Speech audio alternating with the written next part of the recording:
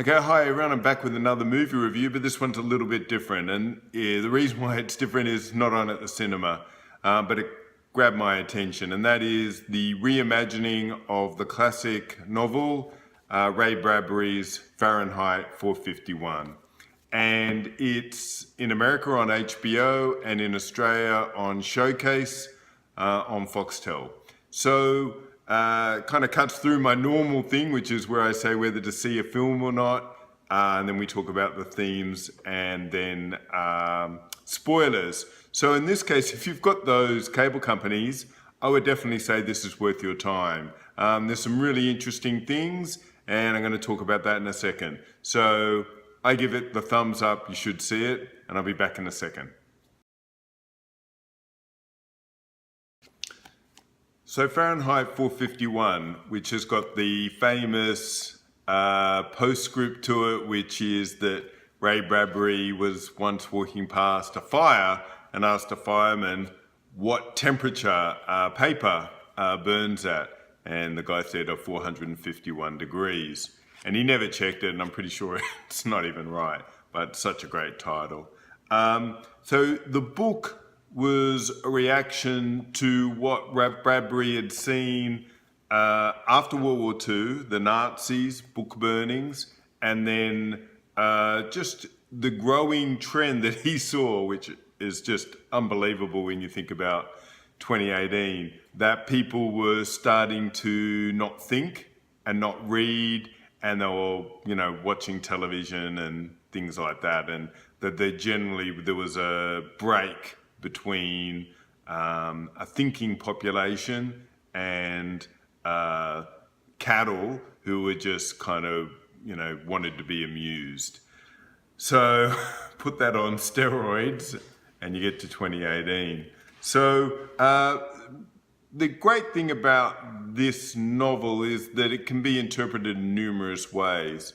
And Truffaut did a film version of this in 1966 with Julie Christie. Now I've seen it, but I cannot remember much. I remember that I didn't think it was very good compared to the novel. And Ray Bradbury, I always think, just has the greatest ideas, and he sometimes has trouble executing the conclusion. It's like he doesn't know where to take these ideas, but this one comes pretty close to nailing it.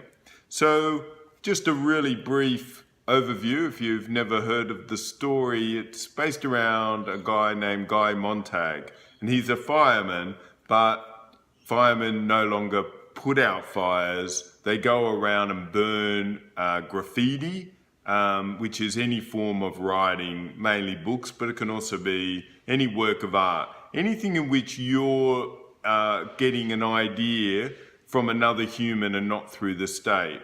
And so over time, he starts to question what is happening, and he has some influences. In the book and the movie, they're slightly different, but he starts to question his identity and eventually starts to work out what is motivating these people to preserve literature and ideas. So this movie version is directed by, and I'm going to check the name, Ramin Bahrani. Now, he's an Iranian filmmaker, and I haven't seen any of his Iranian films, but although I think he's been in the US for a long time now. But I did see his last motion picture film, which was 99 Homes. And I thought it was not a perfect film by any means, but it really hit contemporary America and how people were losing their homes just after the GFC. And it was a really interesting film, and Michael Shannon plays, as usual, this really interesting, conflicted guy. So he's helming this, and HBO have thrown a lot of money at it. This film looks really, really good. Now, the criticism is it looks really, really good, like every dystopian film now looks, which is that Blade Runner 2049, where for some reason in the future, once we lose control of society, we all go around and put a lot of neon up and we turn off all the lights to make it look better. So this film does the same thing. But I think the production is still pretty good. I liked how they did the rooms and the flat screens. Like Ray Bradbury was the first guy to talk about flat screens, being in people's houses and watching kind of like a version of internet YouTube all day, and being captivated by it instead of thinking. And they really do this quite well. The main thing is, look, there's three main leads, and Michael B. Jordan uses all his charisma as Guy Montag, and he is really, really good. Sometimes he's a little bit out of his depth where he's got to show, he plays the moment too big, but generally he is pretty good, and you just want to watch him move. Sophia Boutella plays like the girl who's the conduit between, she's like an informer on the people who are still reading books and stuff. And she's very good as well. And, you get drawn into her world, and she's the link. And then finally you got Michael Shannon, and he plays, what's his name? Captain Beatty. And he's the main guy who runs the Salamander unit.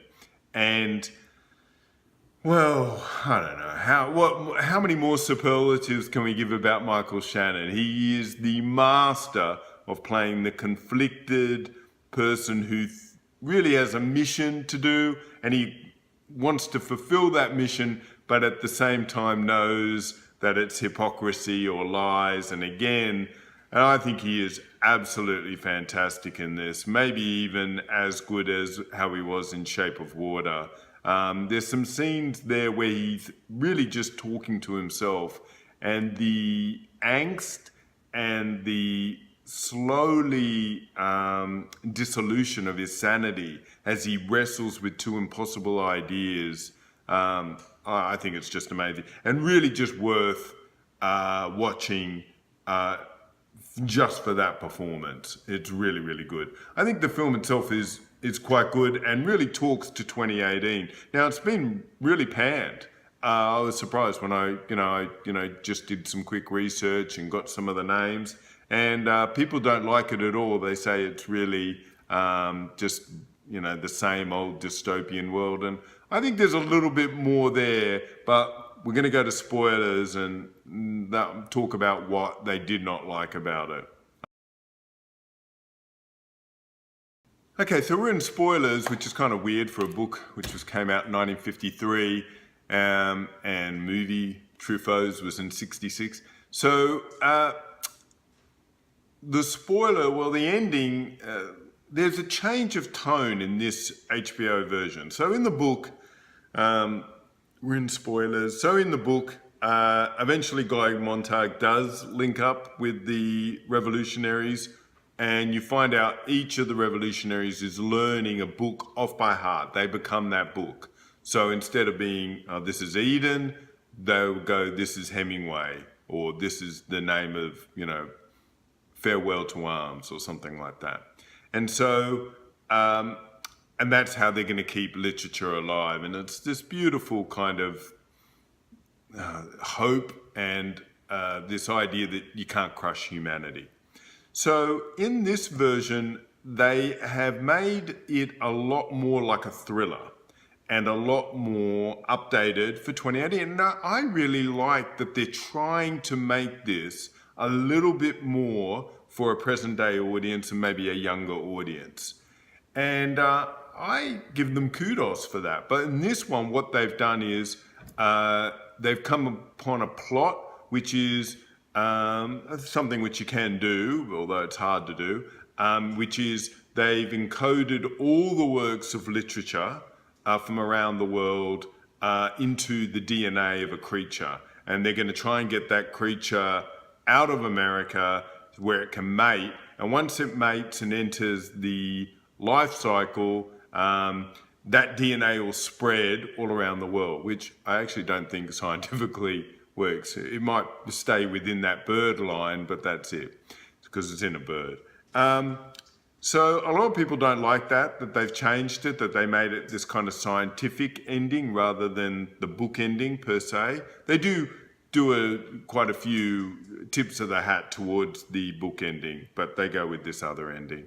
I didn't mind it because I think as I said, for a modern audience, the problem is then you realize that it's only America because they're trying to get the bird out of the American area, and one of the other plots is to get this boy who's learnt 13,000 books to Canada. So where Canada, like in Handmaid's Tale, Canada is still normal. And to me, that kind of undercuts the myth. In the book, it's more like it's everywhere. You've got no chance. But in the movie, it's like, well, if Canada's got all that literature, then it'll all live there, and eventually America will go back to normal. Kind of undercuts the urgency of it. And I think people do feel that maybe this isn't as dystopic as it should be for that solution. Anyway, this is just a quick one. Tons more films coming up. I really want to see, hopefully this week, Hereditary and Ocean's 8. But I'm in Australia, I'm not sure how when they're gonna come out. And please, if you like what I'm doing, like, subscribe, hit the button, the bell, and then you always know when I'm doing stuff. And I'm on Twitter at Guru Eden. And I'll talk to you later. Bye.